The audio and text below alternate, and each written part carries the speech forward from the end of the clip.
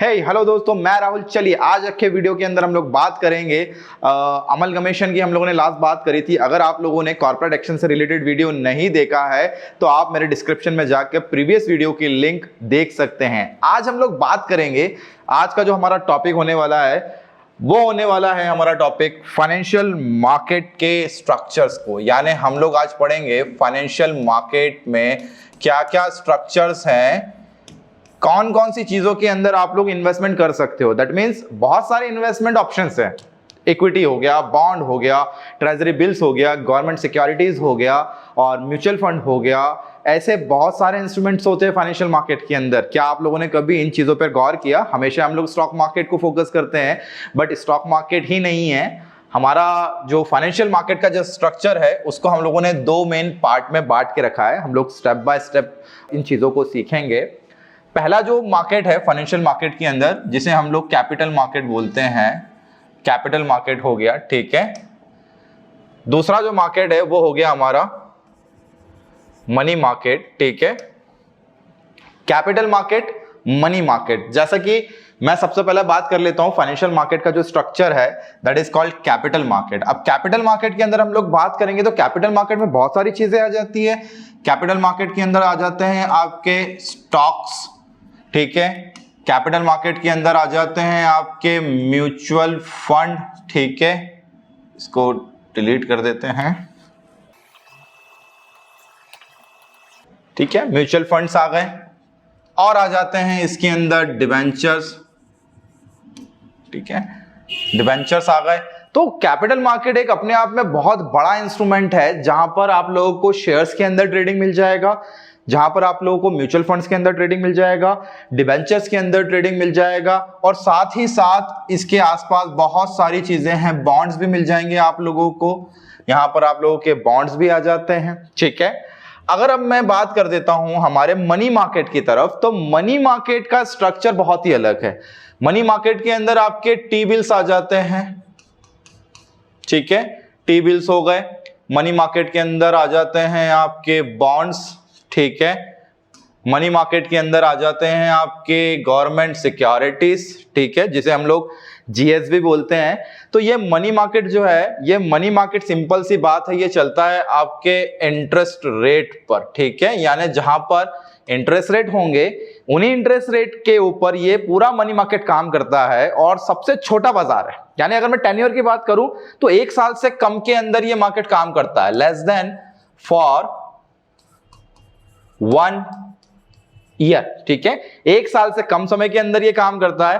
और अगर capital market की मैं बात करता हूं तो ये कैपिटल मार्केट हम लोगों को बोलता है मोर देन फॉर 1 ईयर, ठीक है।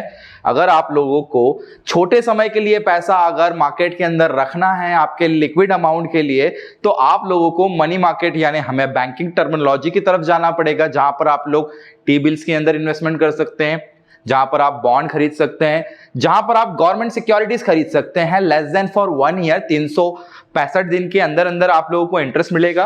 आप लोग जानते ही हैं भाई, स्टॉक मार्केट के अंदर इंटरेस्ट रेट नहीं मिलता है। स्टॉक मार्केट के अंदर आप लोगों को मिलेगा एप्रिसिएशन और डेप्रिसिएशन, बट मनी मार्केट के अंदर आप लोगों को मिलता है इंटरेस्ट रेट 1 साल से कम टेन्योर के अंदर। और सबसे ज्यादा सेफ और सिक्योर मार्केट कौन सा है भाई? Money market. तो सबसे ज्यादा सेफ, सबसे ज्यादा secured money market. Capital market की जब बात आती है तो लोगों को लगता है डर। क्यों डर लगता है भैया? स्टॉक मार्केट का नाम सुन के लोगों को डर लग जाता है कि भाई हमारा पैसा जीरो हो जाएगा।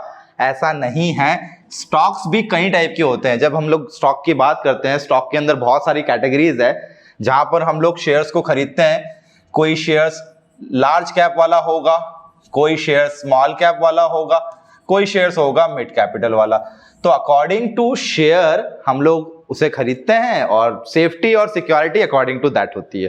तो कैपिटल मार्केट के अंदर बनी बात है, रिस्क कैसा होगा? रिस्क होगा हाई और रिवॉर्ड भी कैसा होगा? रिवॉर्ड भी होगा हाई।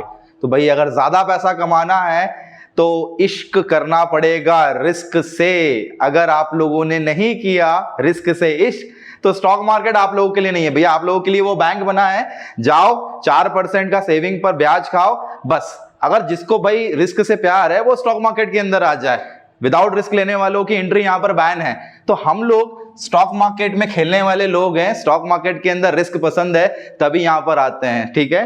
तो बाजार सबके लिए अलग अलग बने हुए हैं। आप अपनी सोच को डिसाइड कीजिए कि भाई कौन से मार्केट में अपने को आना है। कैपिटल मार्केट उन लोगों के लिए हैं जो रिस्क ले सकते हैं और सालों तक उसके ऊपर इन्वेस्टमेंट पर रिटर्न कमाते हैं।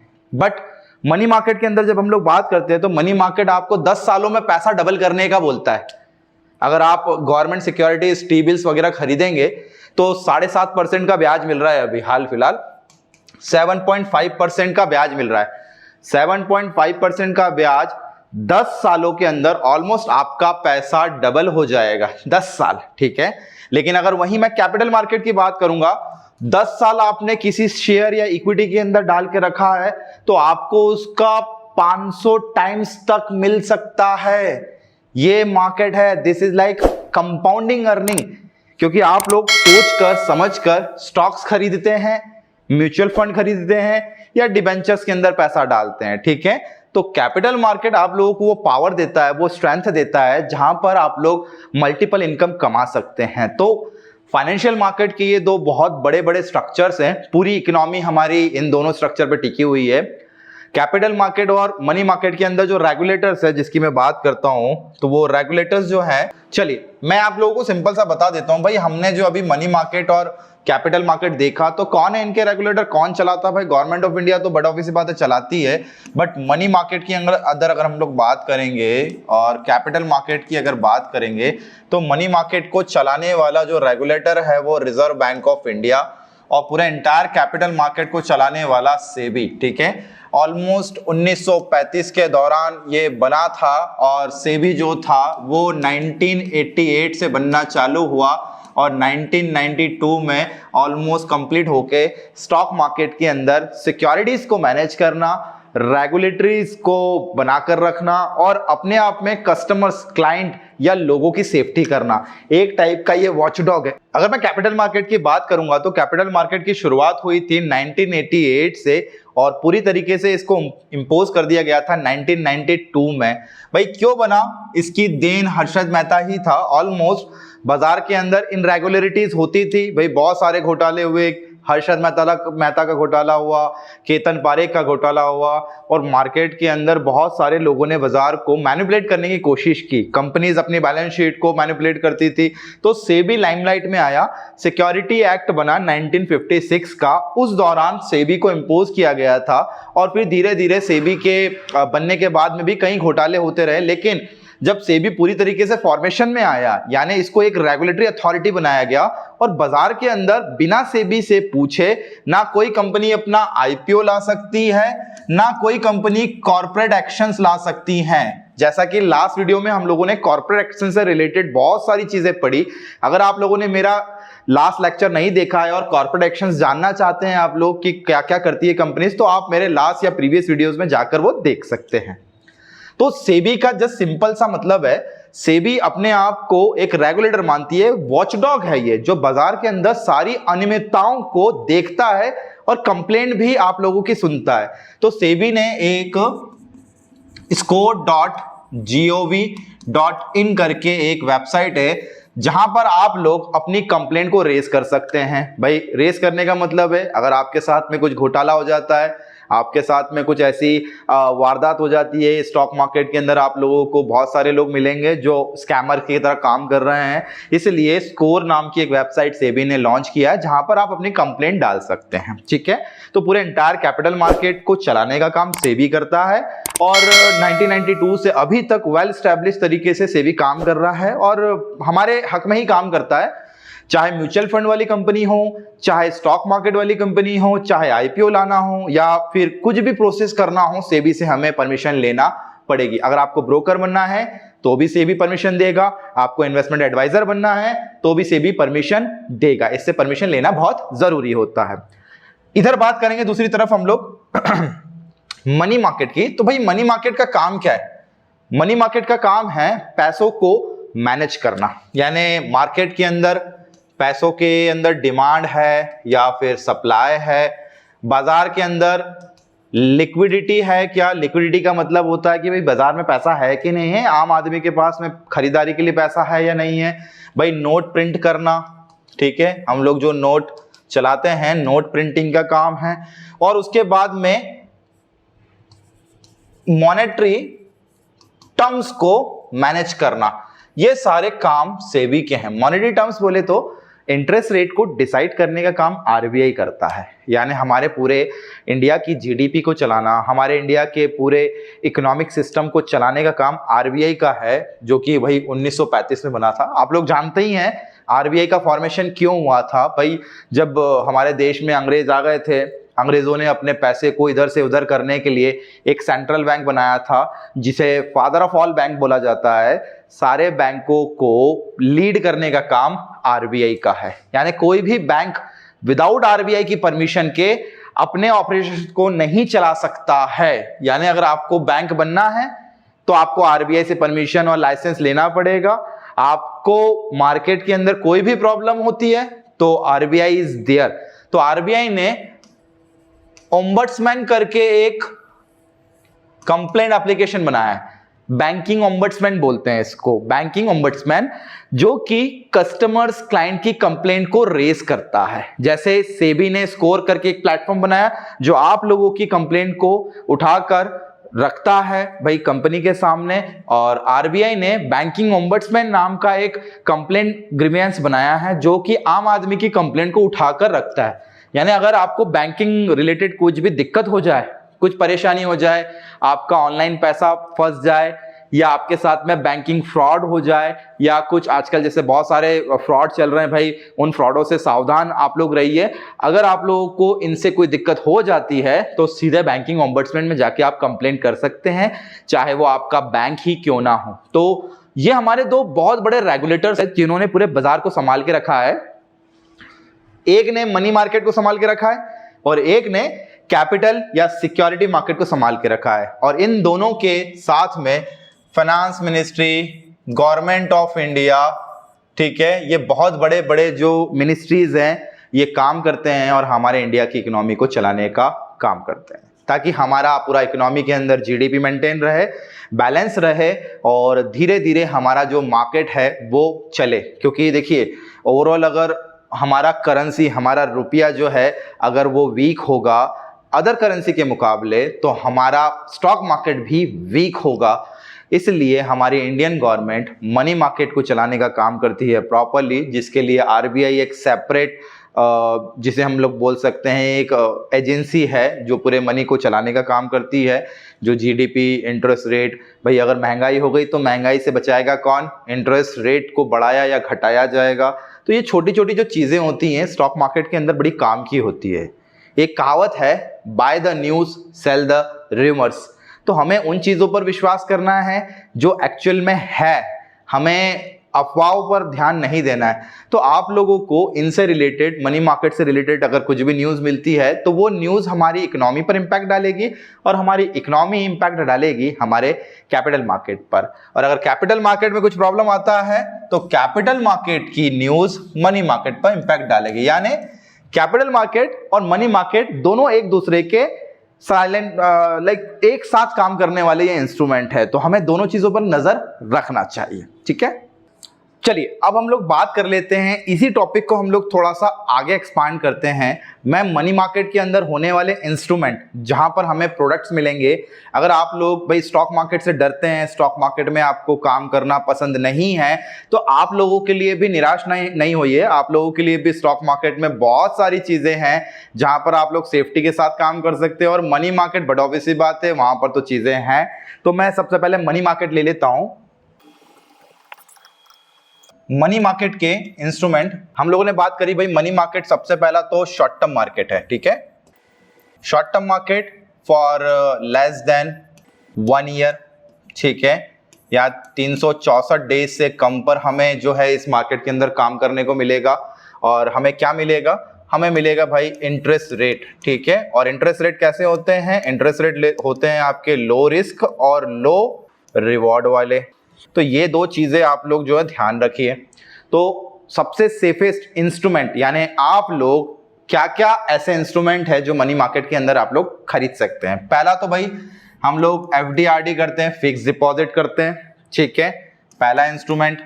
दूसरा इंस्ट्रूमेंट हम लोग इसी टाइप से लाइक एफडी ले लेता हूं मैं, यहाँ पर आरडी ले लेता हूं, रिकरिंग डिपॉजिट हो गया, ठीक है, या फिर आप बोल लीजिए बैंक डिपॉजिट हो गया, ठीक है, बैंक डिपॉजिट्स हो गया।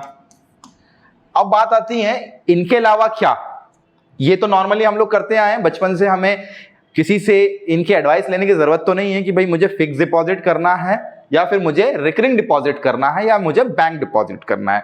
सो मनी मार्केट के अंदर यहां पर आप लोगों को साल भर के टेन्योर मिलते हैं और 1 साल के अंदर इंटरेस्ट रेट मिलता है, ठीक है। बट और क्या ऑप्शन है, एक ऑप्शन आप लोगों को मिलेगा टी बिल्स। शायद आप लोगों ने सुना भी हो टी बिल्स। टी बिल्स का मतलब होता है ट्रेजरी बिल्स, यानी जब भी सेंट्रल गवर्नमेंट को पैसों की जरूरत होती है शॉर्ट टर्म की लिक्विडिटी कंप्लीट करने के लिए, तो सेंट्रल गवर्नमेंट यानी हमारी मोदी सरकार को जब पैसों की जरूरत होगी तो मोदी सरकार क्या करेगी भाई, पैसों की जरूरत को फुलफिल कहां से करेगी, पब्लिक से। तो मोदी सरकार या सेंट्रल गवर्नमेंट अपने टी बिल्स यानी ट्रेजरी बिल्स जारी करेगी, जिन्हें हम लोग बोलते हैं सिक्योरिटी।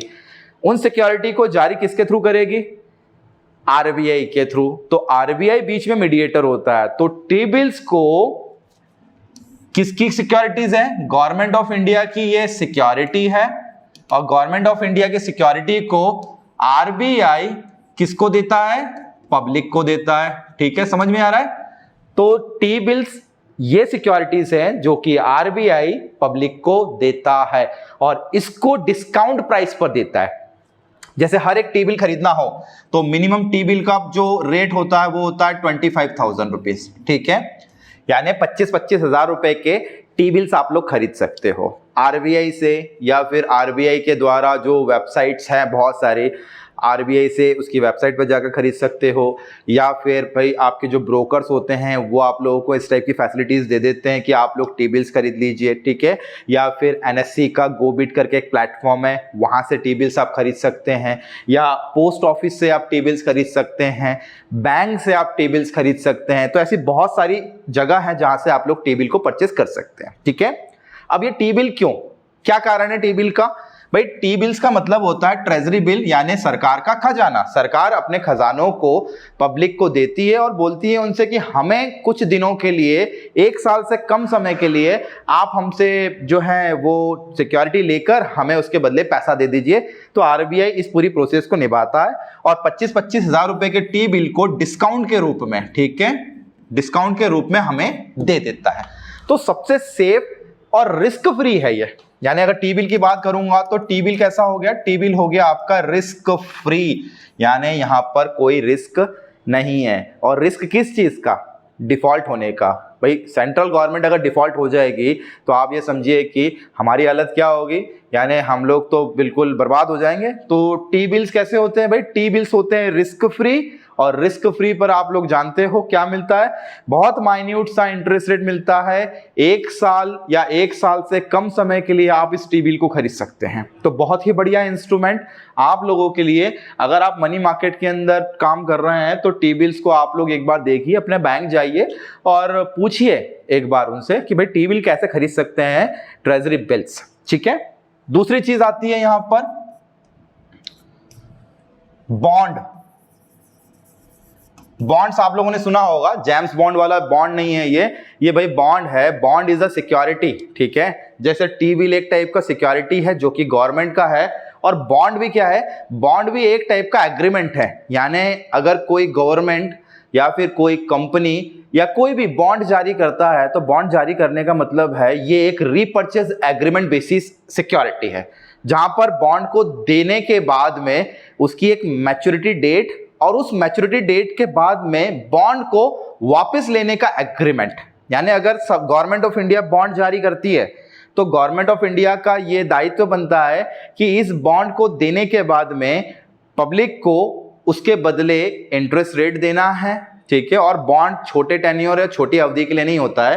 टी बिल जैसे साल भर से अंदर आपको पैसा रखना हो तो टी बिल में आप जा सकते हो। अगर आपको 1 साल से ज्यादा समय के लिए आपको इन्वेस्टमेंट करना हो लाइक 5 ईयर 10 ईयर तो आप लोग बॉन्ड्स की तरफ जा सकते हो। बॉन्ड भी कई टाइप के होते हैं भाई। बॉन्ड्स के अंदर मैं 1 बाय 1 इन बॉन्ड्स को लेता हूं क्योंकि ये 2 महत्वपूर्ण इंस्ट्रूमेंट है पूरे मनी मार्केट के अंदर जिनको डिसाइड करने का काम, जिनके ऊपर इंटरेस्ट रेट डिसाइड करने का काम गवर्नमेंट ऑफ इंडिया साथ में रिजर्व बैंक ऑफ इंडिया को दिया गया है। ठीक है, होपफुली आप लोगों को यहां तक समझ में आया होगा कि भाई टी बिल बहुत ही छोटी अवधि के लिए होता है, 90 दिन, 180 दिन और 364 दिनों के लिए। ठीक है, और बॉन्ड की अवधि 5 साल, 10 साल, 15 साल, इस टाइप से बॉन्ड की अवधि होती है। अब मैं बॉन्ड ले लेता हूं, बहुत सारे बॉन्ड है जो आप लोगों के काम आएंगे। फटाफट हम उन बॉन्ड को देख लेते हैं। बॉन्ड्स, ठीक है भाई। बॉन्ड इज अ सिक्योरिटी, सबसे सेफ सिक्योरिटी माना जाता है। ठीक है, टी बिल के बाद में सबसे ज्यादा सेफ्टी बॉन्ड्स की होती है। अब बॉन्ड कौन कौन से? बॉन्ड सबसे पहले मैं बात करूंगा तो भाई गवर्नमेंट बॉन्ड। ठीक है, गवर्नमेंट बॉन्ड यानी भाई हमारी जो सेंट्रल गवर्नमेंट है, गवर्नमेंट ऑफ इंडिया अपनी सिक्योरिटी को जारी कर 10 सालों और 15 सालों के लिए पैसा उठाती है शॉर्ट टर्म का लिक्विडिटी फुलफिल करने के लिए, तो उसे हम लोग गवर्नमेंट बॉन्ड बोलते हैं। या फिर इस गवर्नमेंट बॉन्ड को आप जीएस भी बोल लीजिए। ठीक है, गवर्नमेंट सिक्योरिटीज। दूसरा बॉन्ड होता है कॉर्पोरेट बॉन्ड। कॉर्पोरेट बॉन्ड, जब भी कोई private company, private equity company bond जारी करती है तो इसके ऊपर इंटरेस्ट रेट ज्यादा दे देती है। भाई सरकार जब अपनी सिक्योरिटी को देगी तो उसके ऊपर इंटरेस्ट रेट कम देगी आप लोगों को, और जब बॉन्ड कोई कॉर्पोरेट कंपनी देती है तो उस पर इंटरेस्ट रेट ज्यादा होते हैं। यानी अगर आप कॉर्पोरेट बॉन्ड खरीद रहे हो तो हाई इंटरेस्ट रेट आप लोगों को मिलेगा, डिफॉल्ट होने का खतरा बना रहेगा। यानी ये वो बॉन्ड है जो डिफॉल्ट हो सकते हैं, इसलिए इस पर इंटरेस्ट रेट ज्यादा दिया जा रहा है। ठीक है, third type of bond reserve bank of India के आरबीआई बॉन्ड है। ठीक है, यानी आप समझते भाई अगर रिजर्व बैंक ऑफ इंडिया आपको बॉन्ड जारी कर रहा है तो सेफ होगा, सिक्योर होगा, आरबीआई कहीं नहीं भाग रहा है, तो ये भी सेफ है। ठीक है, चौथे टाइप का बॉन्ड आ जाता है आपका म्युनिसिपैलिटी वाले बॉन्ड। म्युनिसिपल बॉन्ड्स बोलते हैं इन्हें, नगर निगम। भाई हमारे नगर निगम जो होती है, नगर निगम भी शॉर्ट टर्म के लिए जिन्हें पैसा चाहिए होता है तो वो अपने बॉन्ड जारी करती है, एक छोटी सी सिक्योरिटी आप लोगों को देती है और आप उस नगर निगम के बॉन्ड को खरीदते हैं 5 साल, 10 साल, 20 सालों के टेन्योर के लिए, और आफ्टर मैच्योरिटी आप लोगों को एक इंटरेस्ट रेट मिल जाता है और गवर्नमेंट को अपना पैसा मिल जाता है। उस ड्यूरेशन में गवर्नमेंट अपना पैसे का यूटिलाइजेशन करती है और साथ में आपको मैच्योरिटी के बाद में वो बॉन्ड वापस लेकर आपको उसके बदले का पैसा दे देती है। तो म्युनिसिपल बॉन्ड भी बहुत ही सेफ बॉन्ड होते हैं। भाई पांचवें टाइप का बॉन्ड अगर बात करेंगे तो सॉवरेन गोल्ड बॉन्ड। ठीक है, सॉवरेन गोल्ड बॉन्ड यानी आप लोग डिजिटल गोल्ड को खरीद रहे हैं, फिजिकल गोल्ड को ना खरीदते हुए डिजिटल गोल्ड खरीद रहे हैं। ये भी बहुत अच्छे बॉन्ड है, ये भी सेफ होते हैं, जहां पर आप लोगों को 2.5% का ईयरली रिटर्न मिलेगा और गोल्ड के प्राइस के ऊपर एप्रिसिएशन और डेप्रिसिएशन। भाई गोल्ड के भाव आप लोगों ने देखे हैं, गोल्ड के भाव सडनली इतने नीचे नहीं गिरते हैं और सडनली इतने ऊपर नहीं बढ़ते हैं, और 2.5% आपको इन बॉन्ड के ऊपर सालाना का ब्याज मिलेगा ही मिलेगा, जो कि आपके बैंक अकाउंट में ऑटो क्रेडिट हो जाता है। ठीक है, एक होता है inflation bond, inflation hedge bond. ठीक है, यानी ये वो बॉन्ड है जो अपनी फेस वैल्यू के साथ में इंटरेस्ट रेट को बढ़ाते और घटाते रहते हैं। भाई जब भी सरकार को लगता है डर कि महंगाई बहुत बढ़ जाएगी, महंगाई बढ़ने से हम लोग कैसे बाजार को चलाएंगे, तो गवर्नमेंट क्या करती है, गवर्नमेंट बाजार से पैसे को खींच लेती है। यानी पैसे को कैसे खींचेगी वो? आरबीआई की मदद से। आरबीआई करता है जारी टी बिल, बॉन्ड और इस टाइप की कई सारी सिक्योरिटीज को जारी करता है और उसके ऊपर इंटरेस्ट रेट को बढ़ा देता है। जब भी आप देख रहे हैं अभी जो पीरियड चल रहा है हमारा 2021 के बाद में, जब से कोविड का थोड़ा सा खतरा टला है, वहां पर इंटरेस्ट रेट आप लोग देख रहे हैं, इंटरेस्ट रेट प्रतिदिन या फिर जो क्वार्टरली है वो बढ़ता जा रहा है। हर 3-3 महीने में आरबीआई, हमारे जो आरबीआई गवर्नर है श्री शक्तिकांत दास जी, उन्होंने हर 3-3 महीने में इंटरेस्ट रेट को बढ़ाया है। तो इंटरेस्ट रेट बढ़ाने का कारण क्या है? इन्फ्लेशन। इन्फ्लेशन से बचाता है इंटरेस्ट। ठीक है, कि सरकार के पास में जब पैसों की कमी हो जाएगी, जब उन्हें अपने खर्चे या फिर उनको इंपोर्ट और एक्सपोर्ट के अंदर पैसा चाहिए, तो सरकार बॉन्ड्स पर या गवर्नमेंट सिक्योरिटीज के ऊपर इंटरेस्ट रेट को बढ़ा देती है। और उसी इंटरेस्ट रेट को बढ़ाने के कारण बॉन्ड की जो वैल्यू हम लोग अदा करते हैं, बॉन्ड की एक फेस वैल्यू होती है, उस फेस वैल्यू को हल्का सा डाउन कर दिया जाता है। तो ये इन्फ्लेशन हेज बॉन्ड है, इन्फ्लेशन को हेज कर रहे हैं, यानी ये वो बॉन्ड है जो महंगाई के समय में आपको खरीदना चाहिए, जो कि आपके पोर्टफोलियो के अंदर बैलेंसिंग का काम करता है। तो बहुत ही अच्छी चीज है इन्फ्लेशन हेज बॉन्ड, ठीक है। इसके साथ में एक और बॉन्ड जो आता है जिस पर इंटरेस्ट रेट नहीं मिलता है, जिसे हम लोग बोलते हैं जीरो कूपन बॉन्ड। यहां पर आप लोगों को इंटरेस्ट रेट नहीं मिलेगा, यहां पर आप लोगों को एक फेस वैल्यू मिलेगी। जैसे 25,000 रुपए का एक फेस वैल्यू है, ये फेस वैल्यू जो है ऊपर या नीचे बढ़ता रहता है, यहां पर कोई इंटरेस्ट रेट नहीं है। There is no interest rate in zero coupon bond, ठीक है। तो ये कुछ बॉन्ड टाइप है जो कि आप लोगों के लिए एक इंस्ट्रूमेंट हो सकते हैं। स्टॉक मार्केट तो एक बहुत बड़ा इंस्ट्रूमेंट है, लेकिन मनी मार्केट भी छोटा नहीं है। तो मनी मार्केट के इंस्ट्रूमेंट्स को देखिए, और इसके अंदर आप लोगों को कोई रिस्क नहीं रहेगा, आप लोगों का पैसा बहुत सेफ रहता है। और गवर्नमेंट जो भी जितने भी गवर्नमेंट बॉन्ड्स होते हैं वो सबसे ज़्यादा सेफ होते हैं, और गवर्नमेंट बोलते ही हैं अपने आप को बिल्कुल रिस्क फ्री, ठीक है। आई होप आप लोगों को इस वीडियो के अंदर बहुत सारी इंफॉर्मेशन मिली होगी। अब मैं आगे चलता हूं, इसी चीज को मैं आगे फॉरवर्ड लेके चलता हूं कैपिटल मार्केट के अंदर। ये तो हमारे मनी मार्केट के इंस्ट्रूमेंट्स थे, टी बिल्स और बॉन्ड।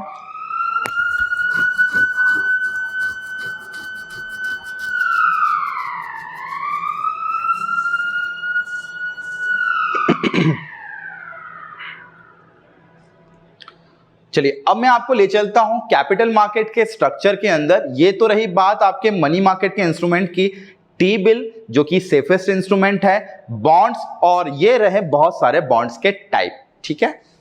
अब हम लोग बात कर लेते हैं भाई कैपिटल मार्केट की। कैपिटल मार्केट के अंदर मैं आप लोगों को 3 कैटेगरीज में बताता हूं। मैं कैपिटल मार्केट के अंदर सबसे पहला कैटेगरीज आ जाता है शेयर्स, दूसरा कैटेगरी आ जाता है आपका बॉन्ड्स, यहां पर भी बॉन्ड्स हैं, तीसरा कैटेगरी आ जाता है यहां पे डिबेंचर्स, ठीक है। तो शेयर्स भी कैसे भाई, शेयर्स हर टाइप के अलग अलग शेयर्स होते हैं, ठीक है।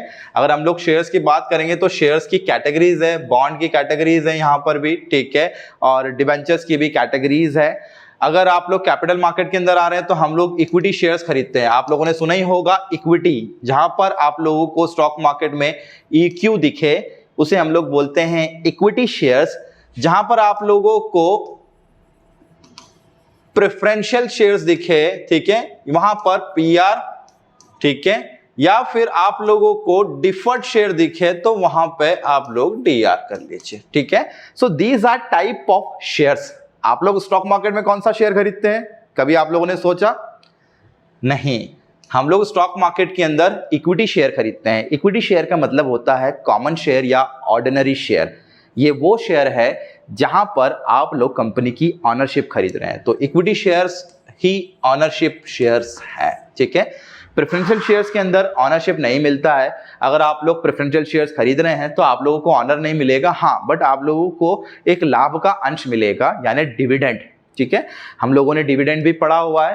तो प्रेफरेंशियल शेयर्स वालों को डिविडेंड देना मैंडेटरी होता है, लेकिन इक्विटी वालों को डिविडेंड देना मैंडेटरी नहीं होता है, ठीक है। डिविडेंड एक लाभ का अंश है जो प्रेफरेंशियल शेयर्स को प्रेफरेंस बेसिस पर देना पड़ता है। बट इक्विटी ओनर को हम लोग क्या देते हैं भाई, इक्विटी ओनर को हम लोग देते हैं प्रॉफिट एंड लॉस। अगर किसी कंपनी के शेयर्स के भागीदार बने हो आप, पार्टनर बने हो, तो पार्टनर को क्या मिलता है? Profit and loss. जैसा मैंने आप लोगों को एक एग्जांपल दिया था, अगर आप लोगों को याद होगा तो भाई पुष्पा का मैंने एग्जांपल दिया था, जिसमें जब वो डील करने जाता था तो कोंडा रेड्डी से क्या बोलता था वो कि भैया मुझे 4% का पार्टनर बना दो आपके कंपनी के अंदर। तो प्रॉफिट और लॉस किस पर मिलेगा?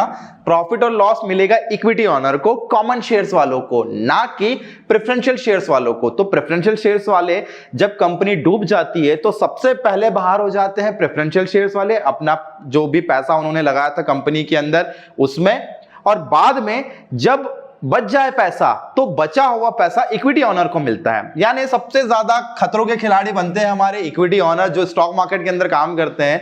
और स्टॉक मार्केट खतरों का ही खेल है, बिना खतरों के हम लोग पैसा भी नहीं कमा सकते। तो भैया हम लोग प्रॉफिट और लॉस लेने के लिए अपने सिक्योरिटीज को दांव पर लगा देते हैं। ठीक है, सो ये रहे शेयर्स के टाइप। अब मैं बात कर लेता हूं भाई बॉन्ड्स के। तो बॉन्ड्स कैसे हैं? बॉन्ड्स का मतलब होता है, अभी हम लोगों ने देखा मनी मार्केट के अंदर बॉन्ड्स के टाइप। तो बॉन्ड्स बहुत सारे टाइप के होते हैं।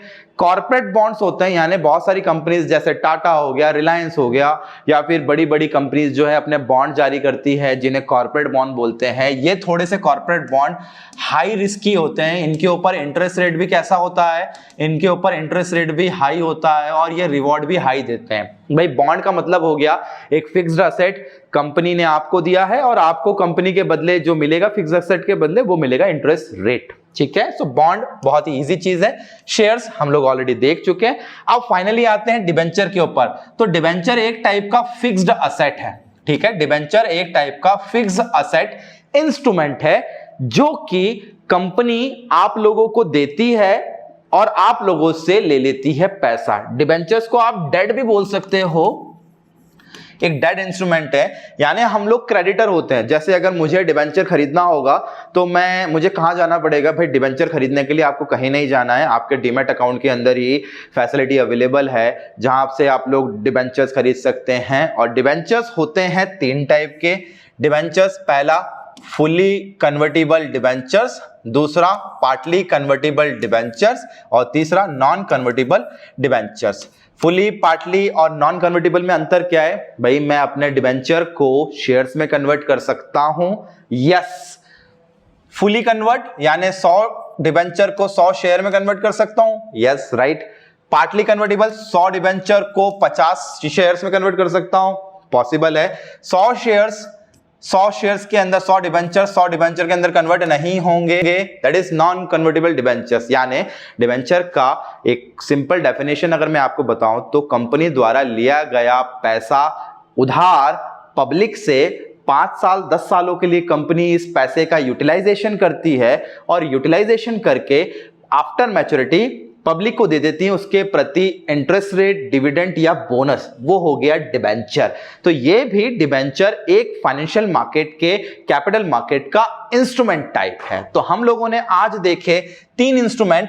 पहला शेयर्स क्या होते हैं, दूसरा बॉन्ड क्या होता है, तीसरा डिबेंचर्स क्या होते हैं। और ये सारी चीजें आपके डीमैट अकाउंट पर अवेलेबल है जहां पर आप लोग इन चीजों को इंटेंजिबल फॉर्म में खरीद सकते हैं। ठीक है, आपको कहीं जाने की जरूरत नहीं है, आपके बैंक अकाउंट से हो जाएंगे या आपके डीमैट अकाउंट से इन सारी चीजों को आप खरीद सकते हैं। ठीक है, आज के वीडियो के अंदर हम लोग इतनी ही बातें करेंगे और इसके बाद मैं आप लोगों के लिए नेक्स्ट वीडियो लेके आने वाला हूं एक्सचेंज, क्योंकि इन सारी चीजों को खरीदने और बेचने के लिए आप लोगों को एक ऐसा प्लेटफॉर्म चाहिए जहां से आप इनको लाइव खरीद सकें। ठीक है, उसे हम लोग बोलते हैं एनएससी और बीएससी। तो कल हम लोग इस वीडियो के बारे में बात करेंगे एनएससी और बीएससी क्या होते हैं, कैसे काम करते हैं। ऐसे ही मजेदार वीडियोस के लिए आप मेरा channel the trading institute like, subscribe और शेयर करना बिल्कुल भी ना भूले। अगर आप लोगों को कोई सजेशंस या फीडबैक है तो मुझे आप कमेंट बॉक्स के अंदर लिख सकते हैं। डेफिनेटली मैं उसके ऊपर वीडियोस जरूर बनाऊंगा। Till then bye bye.